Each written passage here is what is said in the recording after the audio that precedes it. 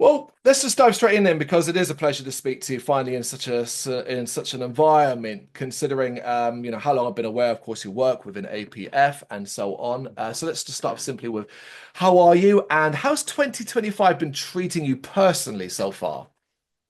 Well, hi, Carl, and lovely to chat. I'm good. 2025 so far. Well, I don't like January's much, yeah, so I tend to hibernate. Um, APF released one thing in January, which came out the very last day of the month, which was Praetorian's album Pylon Cult. So we got that out of the way. Nice start to the year, and let's see where it goes from now on, eh? What's wrong with January? Why don't you like it? Oh, mate, I just like people talk about being sad in January, yeah, Hmm. seasonal affective disorder. Um, it's not so much that. I think it's just the fact that it's not daylight for very long, yeah. Mm. So, you get to 4 o'clock and it's dark and it's cold and it's wet, and I'm not that kind of dude. I much prefer my favorite months of the year are April to June, yeah, where we've got great weather out in the evenings. The English weather tends to be kinder to us then than it does in the back end of like August, September time. Mhm. So yeah, January. Also, we're all skint, aren't we, after Christmas? So yeah, not my favorite month. No, I completely understand it. You're right, it affects people in different ways. So for a lot of people, it's like their longest month and all of that. I've never quite experienced that kind of things, but I am pleased about the fact that it's like it gets getting to like 5 o'clock now, and while it's not light, it's not dark either. Correct, absolutely. You mentioned, of course, Praetorian is the release that you've had out this year so far. Overall, would you say the label, as it currently stands, is in a healthy place, looking towards the future in 2025? I think so. I mean, you're only as good as your last release, aren't you? So, I think Praetorian was a banger. Of course, I'm going to say that, but basing it on the reviews and the feedback from people that have bought it or streamed it, everyone's loved it, and that Mm. came off the back of one of my favorite years, which was 2024, because we released so much really good stuff. Swamp Coffin, Barbarian Hermit, Torso, Berenice, Wall, Wasted Death, Urzah. Mm. Wow, I remembered them all. Um, all of which went down really well and were streamed well, and people bought them. And I got to the end of the year and I thought that was a good year. That Mm. was a really good one. So yeah, and then after Praetorian, I've got good vibes about this year as well. This is year seven, I think, of APF. We started in May 2017. Mm. So I always said this would probably be a 10-year thing, you know, maybe not, but I think maybe a 10-year thing. So, 2/3 of the way through, Mm. so far, so good, I reckon. That'll do. That'll do. It's great to hear. Okay, now I'm going to start pulling some cards out at random. So let's begin Ah, with, oh well, this is all gaming depending on how much of a gamer you are or have been. Fallout or Elder Scrolls? What's your preference? well, neither, Carl. Now, Mm, here's a fact, yeah. So, clearly I'm in my late 20s, aren't they? Aren't I? I mean, you can just tell from looking at me. of course. My gaming days are somewhat in the past. Yeah. Hmm. So I'm just going to put my hands up now and say I'm not a gamer and I've never played either. So There it is. sorry. Not everybody is. That's the thing. Leno, it's like it's like with horror. Some people don't like that, and some people don't like movies. Some people don't like reading. It is what it is. Oh, You would have right. thought, being interviewed by GBHBL, I would probably have thought of a game Mm. before the interview started. But, sorry. Well, there are other ones in here related to very early days of gaming, and you were a child once upon a time, so there no doubt will have been some history there. So if one of them comes out, then there we go. Okay. Okay, this is totally different then. What country or culture has the best food? Ooh, wow. Gosh. Well, when I was younger, yeah, I thought America because I went to America a number of times in my youth. And I think, back then you're into basic food, but it's just the portion sizes, which, before we all worried about how fat we were getting, was great fun. So, I remember clearly in what 1990, that ages me, doesn't it? I went over to America to see Rush in New York and got taken to a pizza restaurant by a friend, and I said, "I'll have the pepperoni pizza," and they looked at me like I was mad. But they went, "You mean a slice?" I thought, no, no, no, I want like a whole pepperoni pizza. And my friend said, "No, no, dude." He went to the waiter, bring a slice out, and this thing like that. Do you know what I mean? And you Yeah. go to somewhere like Denny's in America, yeah, and you could have back then, you could have absolutely anything at any time of the day, a breakfast in the evening, a whole chicken for breakfast. I don't know if that, but that's always stuck with me, as something like a little bit mind blowing. American cuisine, it's not one that comes up often, to be fair, but I get it. I get it. I am even now when you're describing this, I'm thinking I still love a good old-fashioned cheeseburger. It's as simple as that. And they make them over there better than they do here in Mm. a lot of places. So I could have answered that by saying I'm really into Italian special pastas and or tapas, Greek, wonderful. But no, I'm a simple dude. Yeah, no, variety as well. Okay. Oh my God. Right. Last one before we move on, and unfortunately, it's another video game one. Let's try it. What's one video game that gives you nostalgic feelings? Okay, so right, I'm old enough to remember Ridge Racer. Okay. Do you Yeah. remember? Yeah, Yeah. and Ridge Racer back when I was gaming was my favorite game. They used to release a new one every couple of years. Mm. I first had it on a original PlayStation, and I had it on PlayStation 2 as well. I always loved racing games. They to Okay. me were the most fun. Yeah, I played a few Ridge Racers. Again, I mean, I'm that ages me as well, but I'm very familiar with that particular console and those particular games as well. Um, Yeah. So, of course, for those who don't know, you are the founder of APF Records, a well-known and beloved UK label responsible for putting out releases from a wide array of bands such as Barbarian, Hermit, BongCauldron, Desert Storm, Goblinsmoker, Possessor, Battalions, Swamp Coffin, Mastiff, Under, and many, many more. Run me through an average day in the life of the APF head honcho.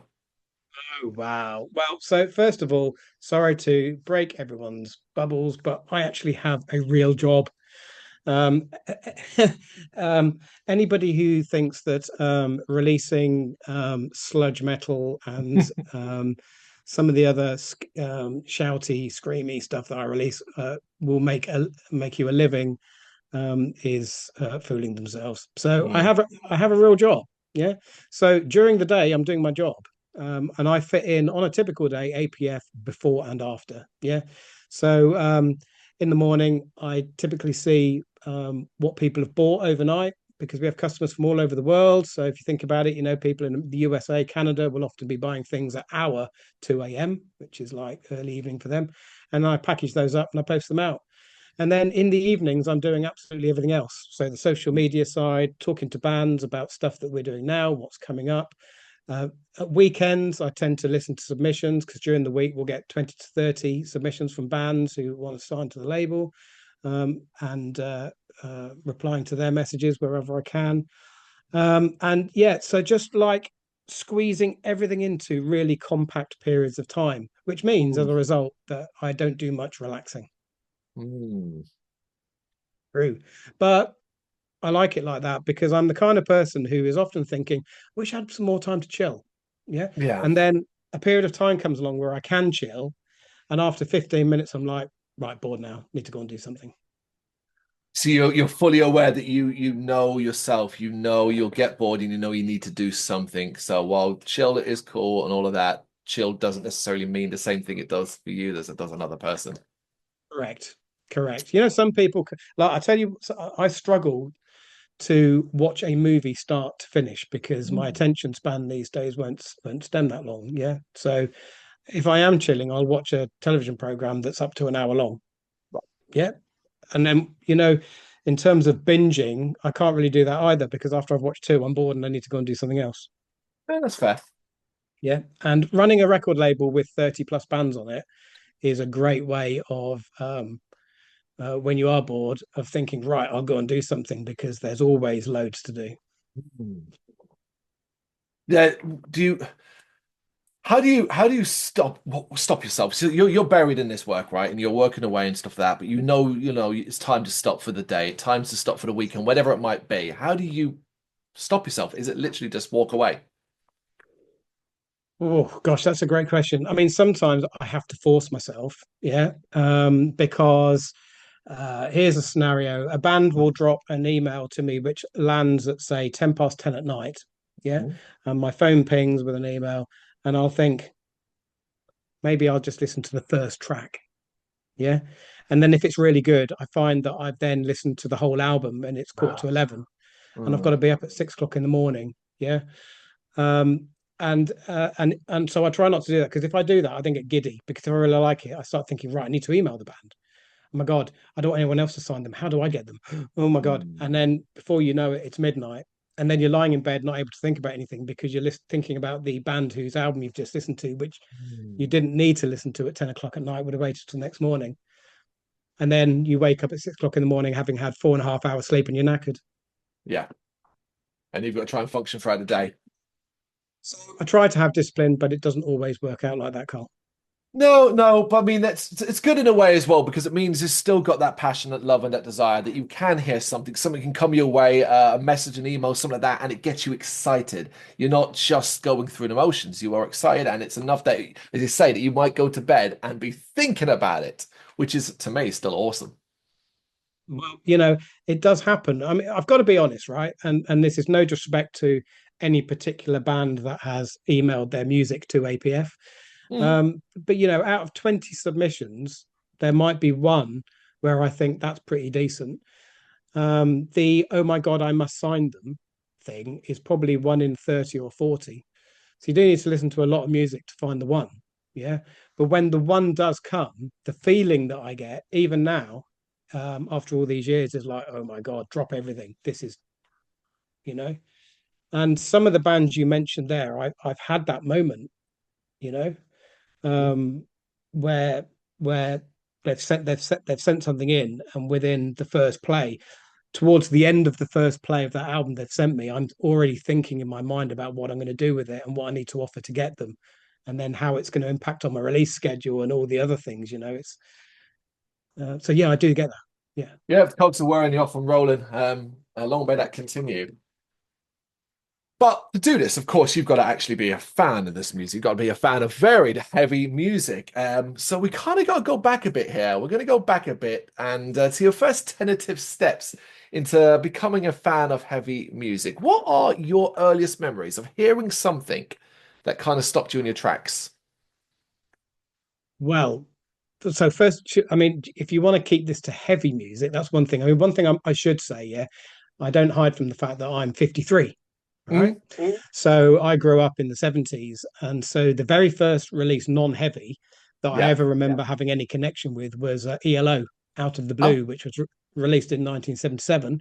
And my dad brought it home from work. And I saw that album cover with the spaceship on it and was like, oh my God. And then you put it on. And when you're 6, 7 years old, hearing that music blew my mind. And that was my entry point Mm, into music. In terms of heavy music, the first thing that I remember were really, really connecting with me was, of all things, Run DMC, Walk This Way with Aerosmith. Yeah. okay. And growing up in North London at the time, I was actually quite into sort of rap and hip hop. Yeah. Which is why I was listening to Run DMC. But then it comes on with that great big Joe Perry riff and guitar work all the way through, and that blew my mind. And then very shortly afterwards, Public Enemy and Anthrax teamed up, didn't they? Hmm. Um, and so this is a long way of saying the rock stuff in rap at that time, Beastie Boys, yeah. Um, and you've got to fight for your right to party. Those three tracks really then transitioned me over, yeah, into metal. Mm. And being obsessive about pretty much everything that I've ever done in my life, it was like, right, okay, I really like that. So that's Aerosmith. Let's listen to them. All right. I read about Aerosmith in an interview. They said Led Zeppelin influenced them. Oh, let's listen to Led Zeppelin. Oh my God, Black Sabbath. And so, it just snowballed from there, really. You were quite a voracious listener, everything and everything hungry for whatever could come your way once you'd got that taste. Yes, very much so. I don't think you'll find a person in the world who's going to be not say their origins and listen to heavy music didn't start from something completely not necessarily some crossover music, something that crossed across the divide, whether it was early rock or whatever. No one's coming in and saying, "Oh, I got into it by listening to Cannibal Corpse" and things like that. It just doesn't happen. No, no, there is a transition, and I mean, and then from there to how I ended up with APF, yeah, Mm. was very much around the fact that in the in the early late 80s, early 90s, Kerrang magazine was like a Bible. Yeah. Yeah, it's not like that anymore. It's still a great mag. Fair play to Nick Ruskell, my friend, who's involved in it. But back then, there were certain writers that if they reviewed something, you were like, it must be good if they give it 5Ks. And a writer Mm. that I followed was Morat. Yeah. And Morat, I remember it's clear as day, reviewed this album, um, Masters of Reality, The Blue Garden. Yeah. And said, this is amazing. So I bought it. Um, Being a geek, liner notes. Oh my God, Chris Goss, what else has he done?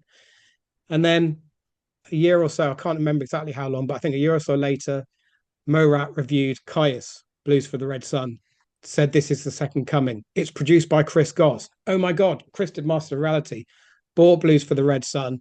Suddenly I'm into stoner rock. Yeah. Mm. Thought I was on my own. Fast forward 10 years, Spotify comes along. Yeah. Listening to Caius, and it goes on and tells me about all these other bands that I've not heard of, like Trippy Wicked and the Cosmic Children of the Night, who ended up on APF. Yeah. I was religious about that band, went to hang out with them, and they were hanging out with BongCauldron. BongCauldron, who were like Caius with shouting. Yeah. Suddenly I'm into BongCauldron. They introduced me to Nomad, sludge metal. Suddenly it's like, oh my God, this is mind blowing. And that is the route from ELO to APF in 10 minutes. Mm. It's incredible. It really, really is. But there's still so much detail there as well. Now, I've done some reading up. You've obviously done previous interviews with other magazines and other webzines and things like that. So it's always good to kind of get an idea what else you previously said. So hopefully I don't end up forcing you to repeat anything. But there is something that I am going to have of you repeat and talk to me about. But before then, let's just do some more cards. Okay. You know what? We've done enough video game ones. I'm going to put that to the side. Tell me something great about your hometown. Oh, wow. Okay. So now help me out here. Do you want that to be birth town, growing up town, or where I live now? Wherever you consider home. Okay. So home to me is St. Helens, Merseyside, where I live now. Yeah. Mhm. What's great about St. Helens? It's halfway between Liverpool and Manchester, meaning that you've got two great cities a half an hour away. Yeah. It's got a great massive sculpture in a park called The Dream, which you should Google and have a look at and go and see. It's the home of Pilkington Glass, where like the world center of glass manufacturing. Oh, And other than that, there's not much great about it apart from the fact I live here. yeah, that'll do. You live here, you love it. Nice being that close to two major cities. I didn't realize it was that kind of like that's its position was so you could get to either so quickly. Yeah, definitely. If you, Oh, yeah, I mean, like, St. Helens Geeks, one stop on the fast train to Liverpool, two to Manchester. oh. Nice. There it is. All right. Okay. You're on Who Wants to Be a Millionaire. Who would be your phone a friend? Oh, well, that would depend on the subject, but if it was general knowledge, probably Hmm. my dad. Yeah. Yeah, my 78-year-old dad who knows everything about everything. Is that he definitely does know everything about everything, or is it he just saying he knows everything about everything? Oh, that dude knows everything about everything. Yeah, Fabulous. he is. I mean, not about metal. If we were, if the question was about, which bands, of any era before 1978, sorry, after 1978, you wouldn't have a clue. Yeah, politics, geography, history, all that jazz. He's your man. Cool, cool, cool. All right, we'll do one more then. What is it? What is your favorite musical? Be it film or stage? My God. Oh. No idea. Mm. I'm sorry. I don't. No? Have I actually ever seen a musical? Not since I was a kid. Okay, like right, so I mean we can throw in anything there. A Disney film that's got songs.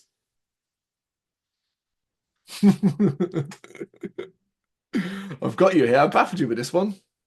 Dude, you've totally. Yeah. Hmm. Well, you know what? I went to see Joseph and his Technicolor Dreamcoat. There you go. It's one of the most So, famous. A lot of people so love I that. have actually seen a musical. It was a long time ago, but it was good. There you go. All right, cool. Right. How did a love of music, a love for music, turn into an interest in working in the industry? And how did you get your foot in the door? Because, of course, we didn't go from liking ELO and listening to that to APF. There were stops along the way. So, really, it's just that start. So, in a nutshell, by the Hmm. time I was 18, I was not just a music fan, I was obsessed. It was my life. My life was buying records, going to gigs, buying records, going to gigs. And I started writing for fanzines. And how I did that was by buying fanzines and then stalking the editor until he actually let me write something. Yeah. And so I wrote fanzines. That then got me in touch with record labels because I wanted them to send me stuff to review, which they would. And that ended up when I was 21 to me having an internship at EMI Records, which lasted for one summer. Hmm. And then I went off and became a reasonable kind of adult, still a man boy, but basically more of an adult. And it went away.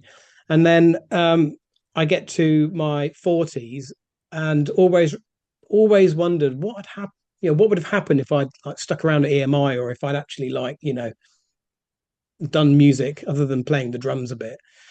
Um, and then with these sort of stoner doom and sludge bands that I was following across the northwest of England, it became really apparent that there just weren't enough. There weren't record labels that were interested in like signing these small bands who played in tiny venues in Manchester. Hmm. So I thought, well, I'll do that then, with absolutely no experience in it or ability whatsoever. Hmm. And I learnt by making mistake after mistake after mistake after mistake until one day I got it right Yeah. in a nutshell. I did have some mentors. I got to know the handful of record labels in the country that were releasing that kind of music. Super Hot Records, Riff Rock, which was um, they released Voden and Chubby Thunderous Bagcook, and I got to know the owners of those labels, and they gave me some advice, but mostly by cocking up. Mm. I mean, it makes sense, doesn't it? The only way we ever really seem to learn is when we make a mistake first. Mm-hmm. Yeah, and I still keep cocking up, but Mm. fortunately these days not so many people know about it.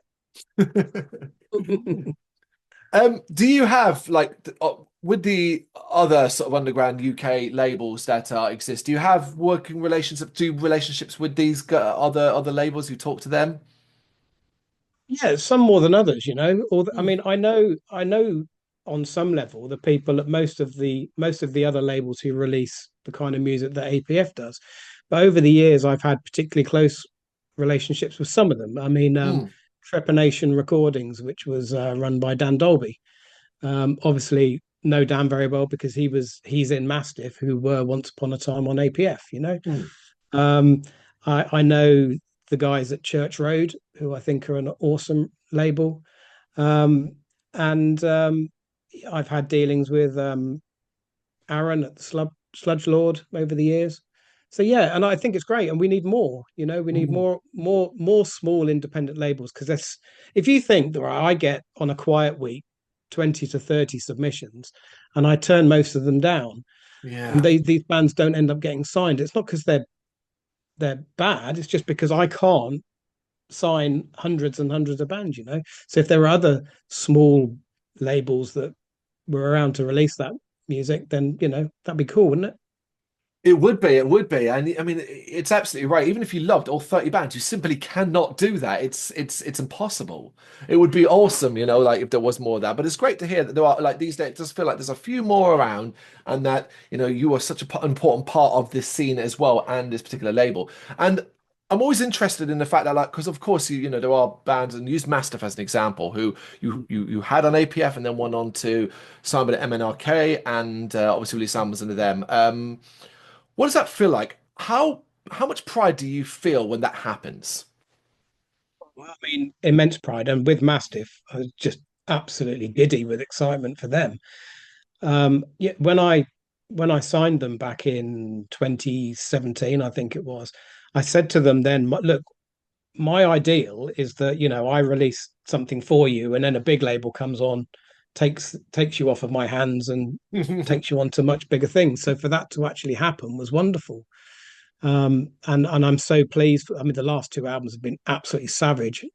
Last two Mastiff albums are, and the last one immense, and I'm thrilled and I'm giddy to see where they go next. Yeah. Fingers crossed that happens for more and more as well. Not that we want your roster to be depleted, of course, but the success for them is success for you. And then there's always opportunities then for others who need the helping hand, right? Yeah. No, here's a story I want to hear about. Now, here's the thing. I reckon you might have told a story 1,000 times already, if not more. So it's up to you if you want to regale me with it. If not, I might just type it out and put it in a nice big post in the middle of the interview anyway. But what the hell happened with Adam Ant? Because I can't believe this. Yeah, no, I have told this one a few times, but it's all true. When I did that internship at EMI, yeah, EMI owned IRS Records, yeah, and Adam um had signed to, I think it was IRS, but anyway, he was on EMI. And back then, this would have been in 1995. Mm. Adam had he was a bit of a one, yeah, and he phoned the office to speak to the head of EMI, JF Cessalon. And there wasn't like a reception girl who answered the phone at EMI. Yeah, the phone came through to the PR office, and whoever had answered it, you know, hello EMI, yes, I'll put you through. Put him on hold, and went to put him through to JF Cessalon, who was on the phone. So I went, sorry, Adam, he's on the phone. Would you like to hold? And he went, yes. And I put him on hold and forgot he was there. And when I realized 40 minutes had gone and Adam went spare at me, and I put him through to JF, um, and that was my bit done. And then half an hour later, a colleague comes past my desk and says, dude, you're in really big trouble. Adamant has complained to JF about Mm. his treatment, and you're going to lose your job. And I Mm. knew I was going to lose my job. So this was about 11 o'clock in the morning. And at midday, I went to lunch and didn't go back. I love that part there. He just didn't go back. He just went. Didn't go back. And it's even more dramatic than that because I had been staying with a friend in London whilst I did this internship. So I, Mm. I left at lunchtime, went back to my digs, packed my bags, and caught a train back to Manchester, and was back in Manchester by 6 o'clock that evening before they even knew I'd left. How does how did that make you feel for a long time about Adam Ant? Did you find just automatically that you couldn't stand the dude? Yeah, I mean, you have to be careful what you say because this interview is going to end up on the internet. But yes, I do. I did have my feelings about Adamant Mm. at the time. Now it's just a fun story to tell. Yeah, You know. it is. Yeah, it's an incredible story. One thing I will say is EMI taught me how not to release music. Yeah, Oh, I did. really? I did that summer working in a big corporate record label, and I didn't like it because I'm a fan of music. And the people who were working at EMI at that time, and they can sue me for saying this, were not fans of the music that they were releasing. They were interested in Cliff Richard, who was on EMI, and they were interested in Pink Floyd, who were on EMI, but they weren't interested in any of the really cool rock bands that IRS in particular had at that time. Such a shame. It's not too much of a surprise considering how much of a beast they were at one stage. Yeah, it just, yeah, it was depressing. It was Mm. depressing. I learned a lot from it. It must have It's been like that experience. Forget the specific adamant thing and how that panned out, but the entire that experience there must have been incredibly disheartening for you. Following that, like how did you keep yourself energized and excited by the industry after seeing all of that? I kind of didn't. Yeah. So I think I said to you after EMI, I went off and did other things in my life, and I just became a big fan.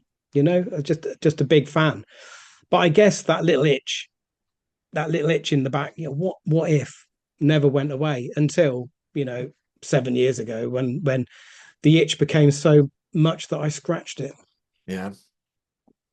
Fantastic. We're also glad you did. Okay, right. You need to. This is funny considering what we talked about earlier on. You need to de-stress. Things have got a little bit too much. You need to take a moment. What might you do that would actually help that moment? Okay, so my favorite thing to do when I'm stressed is to put something savage and brutal on my headphones and go for a walk. Yeah. So I'm very lucky where I live. I live right on the edge of St. Helens, so countryside nearby, and that dream sculpture I mentioned in the interview. And I'll put on a pair of headphones and go for a walk and listen to, you know, maybe something I've released. You mentioned Beggar earlier. Hmm. Beggar's great for a bit of stress relief, or A Horse Called War or Battalions, which is ideal to walk to and listen to a man screaming his lungs out while you're stressed, you know, or something else, from back in the day stuff for me, Pantera, Slayer. Yeah. And I usually find after a good hour of walking to that kind of heaviness, then I feel a lot better. Yeah. Simple as that. Just why is that, do you think? Because it's not like you're setting up steam. You're not jumping into a pit. You're not like doing anything aggressive. You're walking, probably walking with purpose. But what is it? It's just it just refocuses your mind. Yeah, I think so. I mean, we all have our drivers in life, and I'm not just passionate about heavy music. I fucking love it, if you'll excuse the language. And there's nothing that makes me happier than the sound of a raging, rampaging guitar. Yeah, Mm. with a monster drummer underneath, a bass player holding down the rhythm end. And whilst I do like clean singing, and a lot of my music is to clean singing, yeah, there's nothing like the sheer feral blast of someone like Charlie Davis from Beggar and Wasted Death, or Mm. Phil Wilkinson from Battalions, or Jim Hodge from Mastiff. These kind of guys just screaming in your face, either in concert or through your headphones, and always sorts me out. That does. Get it. If you could live in any city in the world, aside from where you currently are now, where would you choose? Toronto. Toronto. Yeah, Hmm. I've been to Toronto 3 times, and I love it. Yeah. Have you ever been? I don't know. I mean, No, Toronto. no. What a lot of people don't realize, Toronto is massive. The Hmm. conurbation of Toronto is, I mean, I don't know exactly how many miles, but something like I think about 160 miles from one side to the. It's huge. It's got everything in it. It has proper seasons, not like here, where it's a bit murky. In Toronto, they have cold winters and belting hot summers.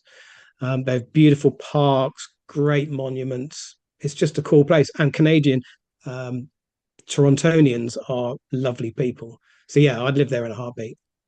Really? Okay. Have you ever thought or even considered the idea of relocating there? No, not there. I mean, yeah, when I was young, when I was in my late teens, early 20s, I had a hankering to live in America. Yeah, I wanted to, and I wasn't like a Los Angeles person. I was a New York person, and I would have moved to New York, and um, back in the late 80s, I became friends with Mike Portnoy from Dream Theater. Hmm. Yeah. Who I interviewed for a fanzine, and we just hit it off. And I went over in 1990 to see Rush with him, um, in Long Island, and in New Jersey. Mm. Um, and he joked, "Well, you should move over here, dude. You can live on Jamaica with me." You know what I mean? And that was when I thought I could do this. I could do Mm. this, but I didn't. You glad? And here I am in St Helens in Merseyside, and not in New York. What could have been? That's where, if you believe in multiple timelines and splits, the Trousers of Time and all that, there's another version of you somewhere that did take that plunge and is living, well, a very different life, I imagine. Yes, very much. Okay, right. This next one is a big one. There's a big task behind, well, not task, but there's a big thing that will come of this. This might be retired, this card following, depending upon your answer. Now, I said I was going to retire it after Praetorian, but it's still in here, so it depends how you answer it. For you, who embodies the rock star term? Oh, well, for me, it was Lemmy. Yeah. I mean, I saw Motorhead in their glory days. Yeah, and they were uh, utterly, utterly ferocious. And unless you saw them in the early to mid '80s, you went around. You'd walk into somewhere like the Hammersmith Odeon, now the Apollo. Yeah. And you would know that they were going to come on because you'd suddenly hear from nothing, you hear, and that was the ring of the amps just being turned on and up before they'd even hit a note. And then Lemmy would come on and hit the notes on his bass, and you could feel them go through the floor, up your spine and into your head before they'd even played a note. And then they'd come on and play for 70 minutes, and you really didn't need any more than that. And he was just such a cool as fuck dude. He, to me, it was the embodiment of metal. And you answering that way makes that pretty much 100% of everyone who's ever had this card saying Lemmy. So I'm going to remove that now because there's no other answer, man. Nobody says anything different. And one more before we go back to my other questions. And this is, again, coincidental considering what you said earlier on, but what is your go-to pizza order? What's going on that pizza? It's going to be a meat feast. Yes. Meat feast, a So full-on. it's going to have ham and pepperoni and spicy meatballs and peppers, and it's going to be big, and I'm going to eat it all because I'm greedy, and then I'm going to get fat. Wonderful. Okay, going back to I love APF. I love, I love pizza. You love pizza. Okay, well, actually, no, I'll follow that up then. Where are you going for takeaway though? Are we Domino's? Are we Pizza Hut? Are we somewhere else? We're Domino's for takeaway, and we're Pizza Hut for eating. There it is. Yeah, And that's the rule. We don't do Papa John's. We do not. Okay, your initial vision for APF. Did you have a clear one when you first sort of stepped into that realm? And what were the difficulties you faced early on getting it off the ground? So I had a vision, and it was a naive one, which was I was going to take over the world, and APF was going to be massive and make me so much money I could give up my job, and I would be a record mogul, and everybody would love me, and it would be brilliant. And I realized very quickly that that just was never going to happen because people don't buy millions and millions of sludge metal albums. Hmm. Yeah, fact. Um, uh, when it started, it was easy. Yeah, because we were in the CD era. So I signed a band and I had 200 CDs made and I sold them all and then I did another one. Um, and I remember not so much a challenge, but being terrified the first time I released a vinyl album because vinyl is really expensive to manufacture. And going from spending £500 on having 200 CDs made to 1,500, 2 grand on 250 vinyl, and thinking, crap, if I don't sell all these, I'm in trouble here. Hmm. That was a challenge. But I think the thing with any label of my size, yeah, is getting the word out. Yeah, because unless you've got deep pockets, you can't afford to spend a load of money. The the Meta algorithm on social media does its very best to kill your posts all the time. You know, TikTok's better. But unless you're a creative genius and very funny, and I'm neither of those things, then not going to take off on social media. Um, and so getting the word out. You know, but I discovered that you can spend as much money as you like on promoting music, but actually it's word of mouth that does it for you. And my biggest sellers, Carl, have all been word of mouth albums where people have heard it and told their mates it's amazing, and they've heard it and then it's taken off. It is incredible. That's still so important. Word of mouth, as much as person to person, even from a perspective on social media, whether it be a comment under a post or someone just messaging, or like I'd say a festival post where people are commenting underneath and suggesting bands and names, like things like that. It might seem insignificant in the grand scheme of things, but it does feel like it still makes a difference. I've discovered many a band that way. And it even goes to signing. Yeah, I mean, Beggar. Let's talk about them again very Mm. briefly. Yeah, I'd never heard of Beggar. Yeah, but three people in three different APF bands messaged me over a weekend and said, "Oh my God, I've seen this band this weekend. They are mind blowing. You are not going to believe the frontman of this band. You've got to hear him. You've got to see him." And when you've got three different people who are really good mates in bands on your label telling you need to check something out, you need to Mm. check them out, don't you? And it just so happened that they were playing the Jaeger stage at Bloodstock about a week later. So I went to see them and they tore the place apart. Absolutely phenomenal. So I signed them. And there's word of mouth in action. I would never have known who they were unless people I trusted had said to me, "You really need to check these guys out." It's an incredible. It sounds so simple, it sounds so easy, but it's such a unique scenario to occur. But it still happened and it allowed this opportunity for them and for you to occur. It's fantastic. Yeah. Things like that must be incredibly satisfying. So, did talk to me about some of your earliest memories of pure satisfaction as it pertains to APF. So, records released, a band you signed, or something else completely. Yeah. I mean, there's been a there's been quite a few things, you know, I call it the moments that I live for. Yeah.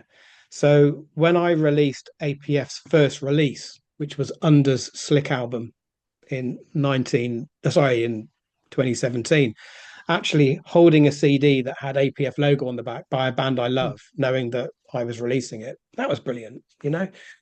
BongCauldron's Binge album, which was my first vinyl, holding a vinyl in my hand, which APF had released, was brilliant.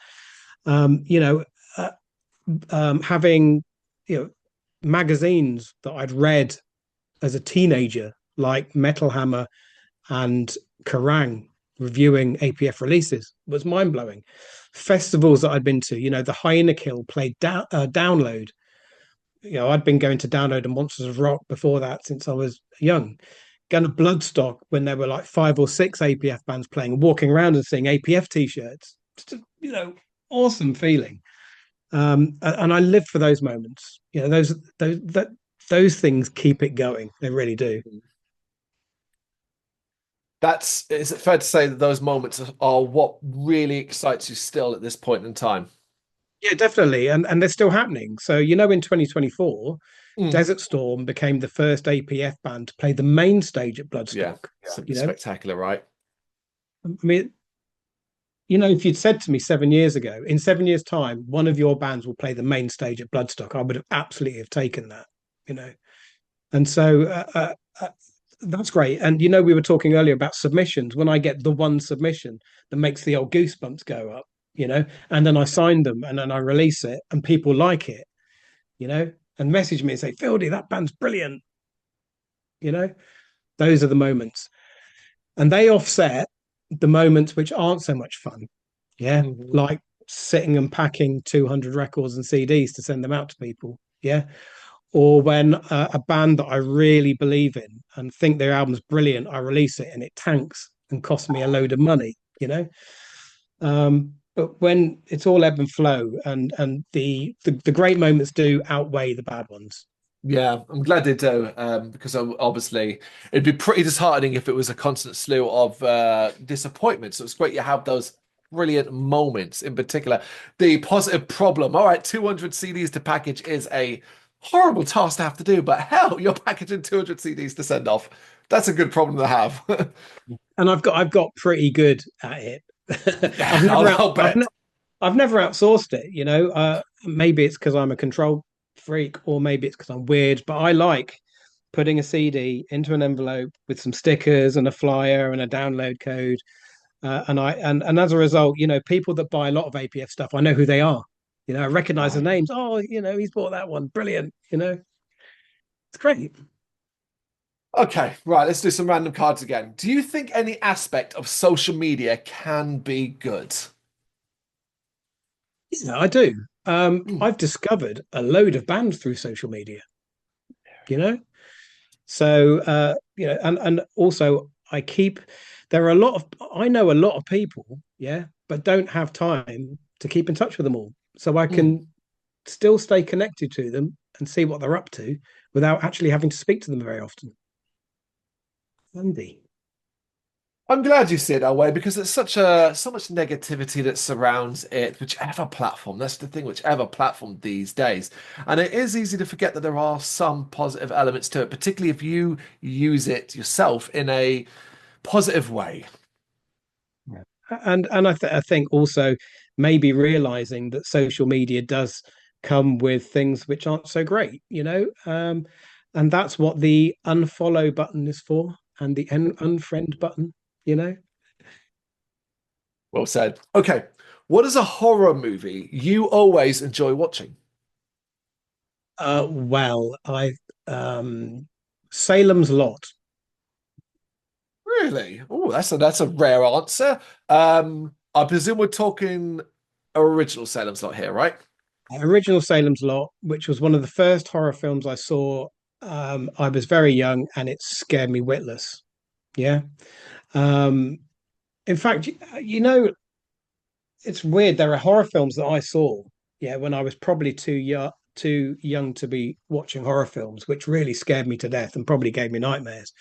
Um, but even though when I watch them now, they're not scary and some of them are a little bit ridiculous, yeah, I'm still they still hold a place in my heart because they take me back to a time when watching a horror film was a big deal because you weren't really supposed to be doing it.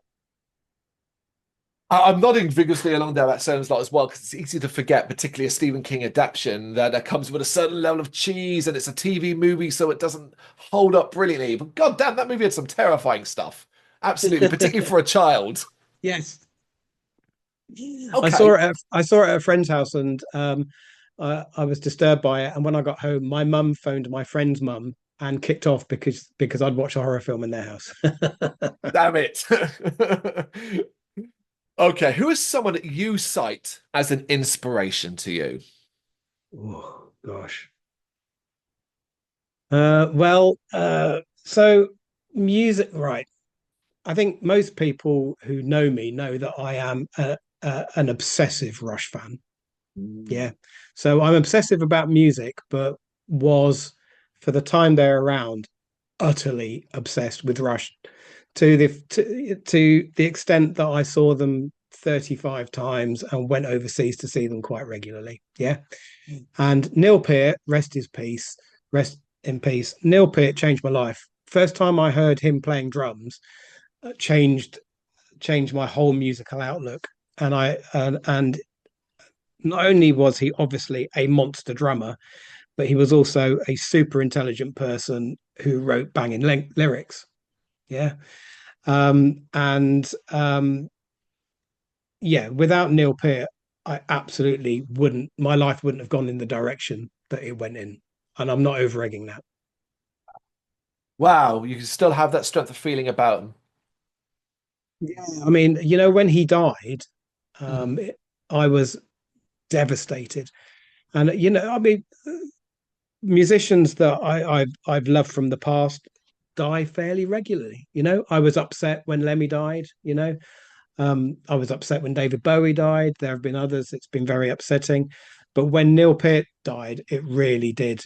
I had a proper like leaking eye evening when I found out, and I still think about him often. That much of a profound effect. It's incredible. It's as sad as that is, it's such a joy to hear as well that somebody affected your life in such a way. That's fabulous. Yeah. Okay. Have you ever broken a bone? Yes. Last year, yeah. Oh, In March last year. Wasted Death, who are on APF, were releasing their Season of Evil album and doing an album launch show in London. And I went down to London to attend the launch show and walking, um, I think I was in the venue, either I fell over and shattered my shoulder and was taken to hospital in an ambulance, and then subsequently had two operations on my shoulder last year. I had a nerve surgery to relocate nerves, which all got damaged, and I'm still having physio 10 months later. So, yes, I have. Oh my God. I don't know. I mean, that's just a calamity where I can't even say, oh my God, how unlucky, how unfortunate, where it just almost feels unreal. That shouldn't have happened. How the hell did that happen? Yeah, you go to an album launch show all innocently, and yeah, that happens. So And you yeah, didn't even so get to see them. I didn't get to see them. I'd gone all the way to London, paid all that money, and yeah, I didn't even get to see them play. Oh, damn. Okay. All right. I'm a band and I want to get your attention. Now, obviously, submissions, we've talked a lot about that and so on. But is there one thing I should do and one thing I should not do if I want to get your attention? Yeah, send me an email. Yeah, and in that email, you need to bear in mind how many submissions any record label gets, and know that it's a good idea in 30 seconds of reading time to tell me what I need to know. Yeah. So I need to know more about you. So rather than tell me loads about you, show me the links to your socials pages and your Bandcamp. And if you're on Spotify, on there, what you're hoping to achieve. It's always really nice if you show some understanding of the record label. Yeah. So I'm always impressed when bands make reference to other bands on the label. Yeah. Also on the APF website, there is a little section that talks about the kind of releases we do. And if a band Mm. refers to that, yeah, I saw that you did this kind of release. We're quite interested in that. And who you've played with. Do you know anyone else on the label? Yeah. And if you can get all that into 30 seconds with a link to where I can listen to your unreleased album, that's what I Perfect. want. Things not to do, yeah, is email me and say, I'd like you to sign my band. We are self-releasing our album next week. Ah. We're wondering if you'd like to put it out on CD and vinyl. No, we the album's already out. Why would we want to do that? You know? Or the other one that I get a fair amount, which is the one-line email that says, I'm in a band called X, wondering if you'd like to sign us. Regards. Got to do a lot of work there if you wanted to follow that up. Yeah, so those don't really even tend to get a reply, I'm afraid, to be honest. So and you don't have to spend like millions on a electronic press kit or anything like that. Some of the best. I tell you who I released Urzah's album, The Scorching Gaze, last year, and Urzah's email to me was one of the best I've ever seen. Yeah, Oh, I really? read their email in 30 seconds. There was a bio attached if I wanted to find out a bit more, and in the heart of the email there was a link to where I could listen to the album on a private SoundCloud. Yeah, Simple as links to their that. socials, and that's how to do it. I will also big up a private SoundCloud link more than anything else. My face breaks into a big old smile when I see one of those. And Yes, it's not a we like those. Spotify or something like that. I really do. Um, all right, away from APF then, and specifically about you, because we've kind of established what excites you with regards to APF and stuff like that. But what excites you specifically, personally, when it's just heavy music in general? What excites you about heavy music these days?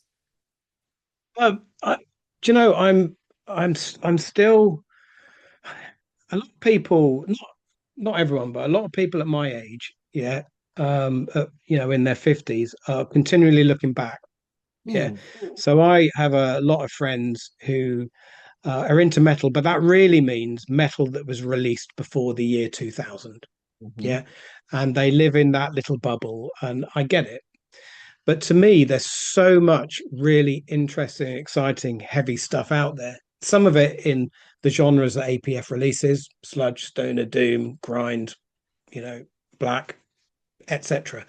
Yeah. But some of the stuff that I became a bit of a convert to TikTok last year. Yeah, Mhm. who people are, it's a bit of a Marmite thing. TikTok, people either love it or hate it. But the reason why I love it is I've discovered so many bands through TikTok who I would never have discovered through any other means. Yeah. And there's been a number where I've been so juiced by what I've heard that I've then gone and checked them out on Bandcamp or Spotify, and then I've bought their album, and now I want to see them live. And I know that I wouldn't have found them unless the very sophisticated TikTok algorithm had pointed them in my direction. That's incredible that that algorithm is so benefited you in such a way.